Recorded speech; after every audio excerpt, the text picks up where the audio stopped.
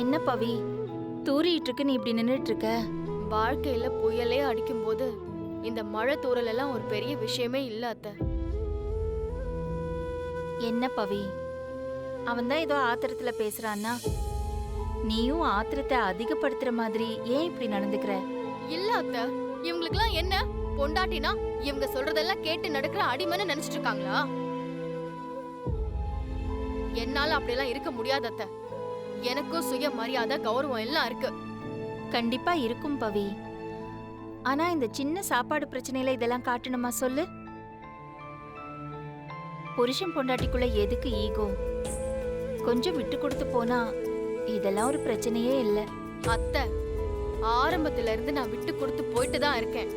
அவன் ஏதாவது ஒரு விஷயத்துல எனக்காக விட்டு கொடுக்கறானான்னு பாத்தீங்களா? அர்த்தமே இல்லாம எல்லாத்துக்கும் கோவப்பட்டுட்டு இருக்கான். இப்ப வாதம் பண்ண வேண்டாம் பவி. அவன் நைட்டு கோச்சிக்கிட்டு சாப்பிடாம பட்னியா இருக்க போறான். வா, அத்தை நான் சொல்றேன்ல, எனக்காக வா. உப்மா பண்ணி கொடு அவனுக்கு. அத்தை, அவனெல்லாம் இப்படி பட்னி போட்டாதான் வழிக்கு வருவான். அவன் கேக்குறதெல்லாம் செஞ்சு கொடுத்தா இப்படிதான் திமிர்த்தனம் பண்ணிட்டு இருப்பான். முதல்ல இந்த கோவத்தை விடு பவி. உனக்கு உப்மா எப்படி செய்யறதுன்னு நான் சொல்லித்தரேன். வா, நீயே செய். வா வாமா. எடுத்துட்டு அங்க வச்சிடு.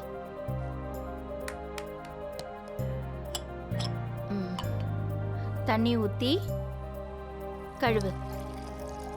இந்தா, நீயே உன் கையால கழுவு.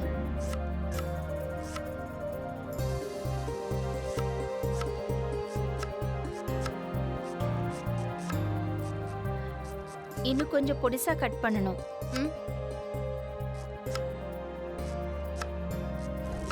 சரி, இப்ப நம்ம வெங்காயத்தை வதக்க போறோம். கேஸ் ஆன் பண்ணு.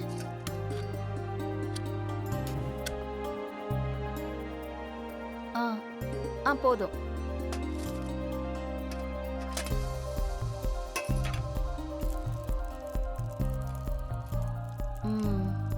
இப்ப கொஞ்சம் உளுத்தம் பருப்பு போடு.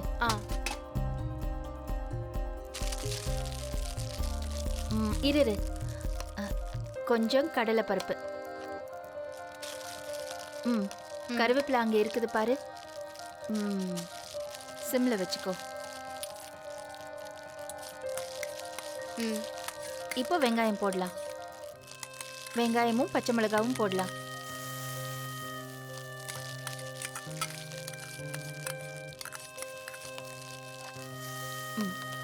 மஞ்சத்தூள் போடு. கொஞ்சம் உப்பு. உப்பு போடு. போடு போடு.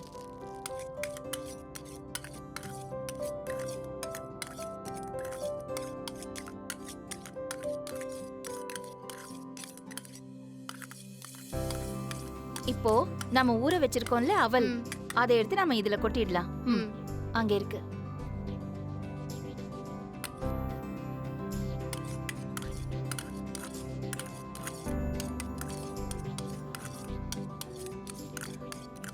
கொஞ்சம் கொத்தமல்லி தழைய அரிஞ்சு போடு.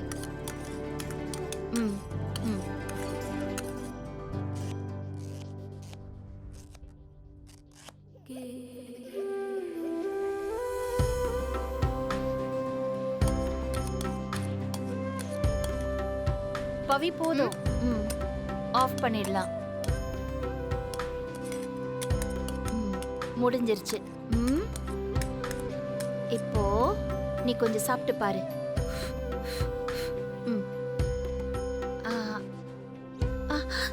சூடோட சாப்பிடு. மெதுவா மெதுவா. அத்தா, அருமையா இருக்கு அத்தா. சூப்பர். சரி, சூடு ஆறி போறதுக்குள்ள அவனுக்கு போய் கொடுப்போம். நான் ஏன் கொண்டு போய் கொடுக்கணும்? டைனிங் டேபிள்ல வச்சுட்டு அவனுக்கு நான் மெசேஜ் அனுப்பிக்கிறேன். பசிச்சா வந்து சாப்பிட்டுக்கிட்டோம். சொன்னா கேளு பவி. பிடிவாதம் பிடிக்காம அவன் கிட்ட கொண்டு போய் கொடு. போ. பூண்டு குழம்பு, வெந்தய ரசம்னு ஒவ்வொரு நாளும் ஒவ்வொரு சமையலா செஞ்சு அசத்திடுவேன். இதுக்கு முன்னாடி ஒரு சைவ சாப்பாட்டுக்காரங்க வீட்ல வேலை செஞ்சேன். அந்த சாருக்கு அந்த அம்மா சமைக்கிறதை விட நான் சமைக்கிறது தான் ரொம்ப பிடிக்கும். ஏ பவி, என்ன இதெல்லாம்? தாத்தா, இன்னும் எத்தனை நாளைக்கு தான் வெளியவே வாங்கி சாப்பிடுவீங்க? ஏற்கனவே உங்களுக்கு உடம்பு ஃபுல்லா ஏகப்பட்ட வியாதி, இதுல ஹோட்டல்ல வேற வாங்கி சாப்பிடுறீங்க. உடம்பு என்னத்துக்கு ஆகுறது தாத்தா? சமைக்கிறதுக்கு ஆள் வைப்பியா? ஏன் நீ சமைக்க வேண்டியதானே? அதை விட உனக்கு என்ன வேலை? வீட்டுல பொம்பளை ஒருத்தி இருந்துகிட்டு சமையலுக்கு ஆள் வச்சா அது நல்லாவா இருக்கு? தாத்தா, பொம்பளை தான் சமைக்கணும்னு சட்டமா என்ன? நானும் தான் சந்தோஷ்க்கு ஈக்குவலா சம்பாதிக்கிறேன். அப்போ இவனை சமைக்க சொல்லட்டுமா? பவி, தேவையில்லாம பேசாத. அப்புறம் என்னடா, அத்தை சமைக்கிறத சாப்பிட முடியாதுன்னு 2 பேரும் ஒத்த கால்ல நிக்கிறீங்க. எனக்கு சமைக்கிறதுக்கும் டைம் இல்ல. அப்படியே டைம் இருந்தாலும் நான் சமைச்சா எதுவுமே நல்லா வர மாட்டேங்குது.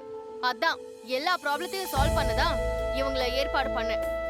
என்ன பவி, உன்னை சமைக்க சொன்னா உடனே சமையலுக்கு ஆளை கூப்பிடுவியா?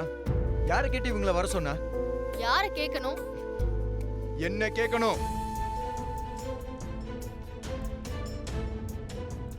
அவி, இத்தனை வருஷத்துல நான் வேற யாராவது சமைச்சு சாப்பிட்டுருக்கேனா?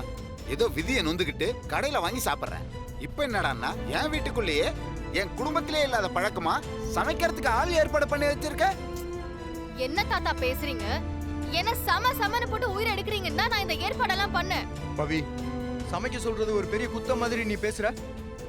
எல்லார் வீட்லயும் லேடிஸ் தான் சமைக்கிறாங்க.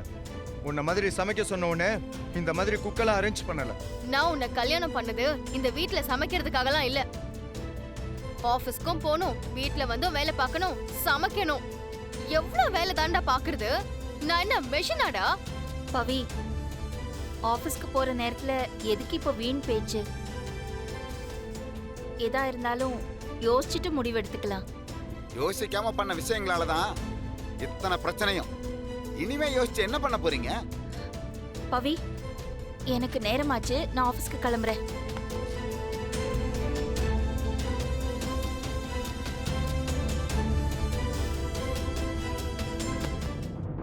பவி, பேசாத பேசாத. நான் திரும்ப பேசினா நீ தாங்க மாட்ட. ஒருத்தி சொல்றாளே அது நல்லதுக்காக தான் இருக்கோங்கிற நம்பிக்கை கூட இல்லாம என்ன மனுஷன்டா நீ? பவி, நீ ரொம்ப தான் பேசுற. பேசுவேன், அப்படிதான் பேசுவேன். இதுக்கு மேலயும் பேசுவேன். ஏன் ஏன் பேசக்கூடாது? பேசி பேசி அத்தைய அடக்கிட்டீங்க. அதே மாதிரி என்னையும் அடக்கலான்னு பாக்குறீங்களா? முடியாது. இதுக்கு மேல ஒரு செகண்ட் கூட இந்த வீட்ல இருக்க முடியாது. நான் எங்க அம்மா வீட்டுக்கே போறேன். பவி, தாத்தா விடுங்க, போகட்டும். நாம சொல்றத கேட்டு இங்க இருக்கவங்க மட்டும் இருந்தா போதும். சீ,